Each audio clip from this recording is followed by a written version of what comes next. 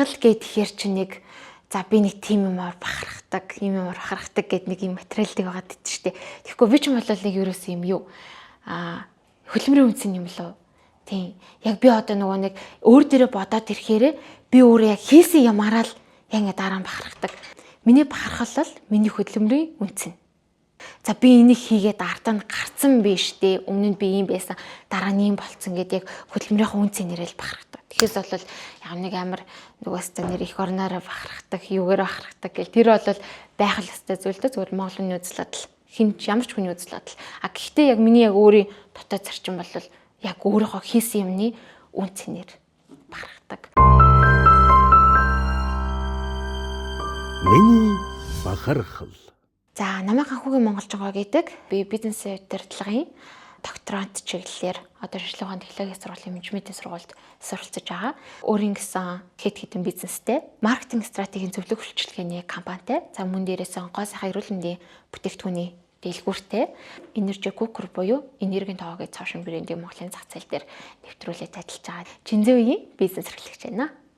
Миний яг ажил мэргэжлийн онцлог л өөрөө маркетинг чиглэлээр одоо ажиллаж байгаа. Зайлшгүй төлхөө ашиглах нэг зүйл бол сошиал болоод байгаа. Сошиал дээр манайх бол олон төрлийн юм эрхэлдэг учраас гоо сайхны дэлгүүр болон маркетинг стратегийн зөвлөх үйлчилгээний компани Energy Cooker буюу энергийн тоогоо гэсэн яг манай өөрсдийн брэндүүд зах зээл дээр хөгжөөд явж байгаа. Нийтдээ бол бид нэг 10 гаруй пэйж хаягаар борлуулалт хийгддэг.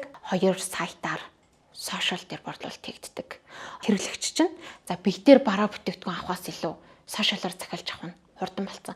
Одоо яг Монголын нөхцөлд бол цаг хугацааны хувьд ч гэсэн яг тэр газар нь хаяг дээр очиж авахаас илүү цаг хугацаа хэмнээд тийшээ явах төвчрлийн цаг минутаа хэмнээд сошиалаар онлайнаар шууд хүрэлтээр бараа бүтээгдэхүүнээ захиалж авсан учраас яг сегментээ ажиглаж агаад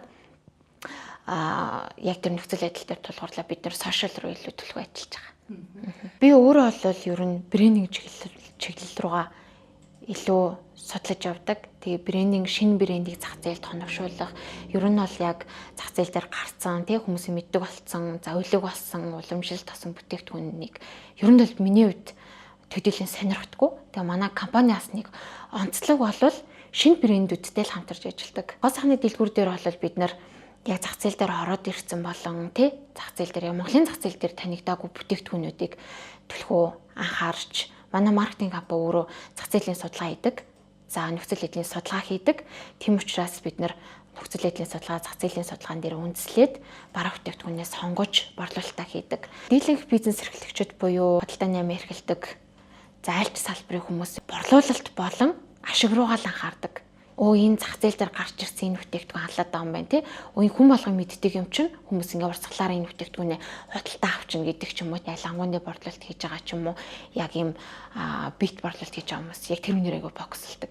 Тэгэхээр манай хувьд бол маш онцлогтой. Манайх ч өөрөө маркетинг стратегийн суурьтай бүр мэргэжлийн түвшний компани учраас за бид нар бол шинжилгээ ухааны технологийн сургуулийн доктор профессор багш нар манайх дээр зөвлөх багшаар болон сургалтуудыг өдөртөж хамтарч ажилладаг.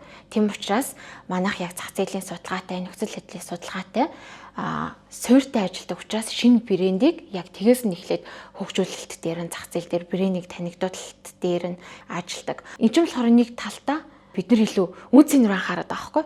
Яг нэг шинэ бүтээгдэхүүнийг яг зах зээлийн сегментийн тодорхойлоод яг хэдээс хэдэн насны ямар түвшний ямар орлоготой. За жишээлбэл Улаанбаатар хот дээр ярих юм бол Улаанбаатар хотын за аль бүст оршин сууж байгаа иргэд худалдаа авах чадвартай байна. Гэх мэтчлэн бид нар зах зээлийн судалгаануудыг сегментэлж хийж тухайн бараа бүтээгдэхүүнээс сонгоод яг сегментийн тохируулж бид нар зар сурталчилгаа болон жижиглэн борлуулалт хийдэг, худалдааны яам хийдэг, ямар нэгэн ижил төстэй бараа бүтээгдэхүүн эрхэлдэг, худалдаа эрхэлдэг хүмүүстэй шал өөр гэсэн бид нар мэргэжлийн түвшинд ажилладаг. Зах зээл дээр гаргаад ирэхэд зарим бүтээгдэхүүн бол яг тавтагдах магадлалтай. Үний хувьд бол ер нь доктортой бус. Том бизнес чинь бол бараа бүтээгдэхүүн орж ирээ борлуулахад за тэдэн хувь нь том бүтээгдэхүүний зардлын тэдэн хувь нь маркетингд зориулах ёстой. Яг тэдэн хувь нь ашиг байх ёстой. Тэдэн хувь нь зар сурталчилгаанд зориулах ёстой. Гэх мэтчлэн тодорхой хэмжээний бизнесийнхаа суурь дээр бол үндэслэлтэй байх ёстой л доо. Монголын зах зээл дээр ер нь бол яг худалдааны нөмөр эрхэлдэг хүмүүсийн хувьд бол буруу яваад байгаа зүйл нь яг хүн дээр байгаа. Ерөөсөө л бод тархин толгойн тагц зүүн нээлдэг. Ямар судалгааны суурьгүй, ерөөс хэрэглэгчээ боддггүй. Тэр тал дээр ер нь бол өрсөлдөөнтэй. Тэгээ ер нь бол яг үний өөрчлөлт хэлбэлцэл их байгаа. Яг ижил төстэй бүтээгдэхүүн хэрнээ гарал үүснэ яг ижилхэн хэрнээ үний өөрчлөлт байгаа. Тэгэхээр тэр нь бол нэг брендийн ялгаралтаас бас шалтгаалж болно. Мэргэжлийн үүднээс бол бидний сурж байгаа ном бол бизнес гэдэг маань тооцоолттой хэвээр эрсдлээ төрөллээд харж явах хэвээр за өрсөлдөөний бид нар мэдэрж явах хэвээр.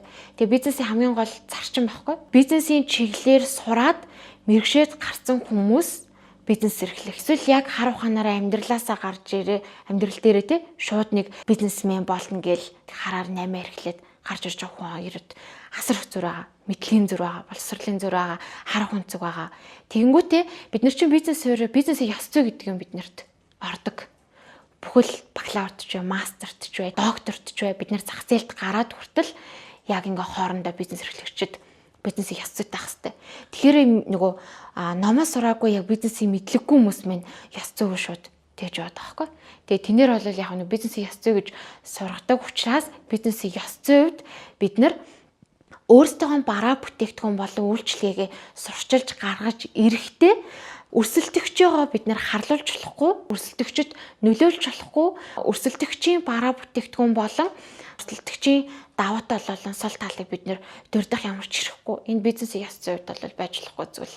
Тийм учраас бид нар өөрсдөө л өөрсдөө давуу талыг ямар өнцгөөс, ямар талаас гаргаж ирэх нь тухайн бизнес эрхлэгчийн л ер нь бол нэг бодлын ёс зүй.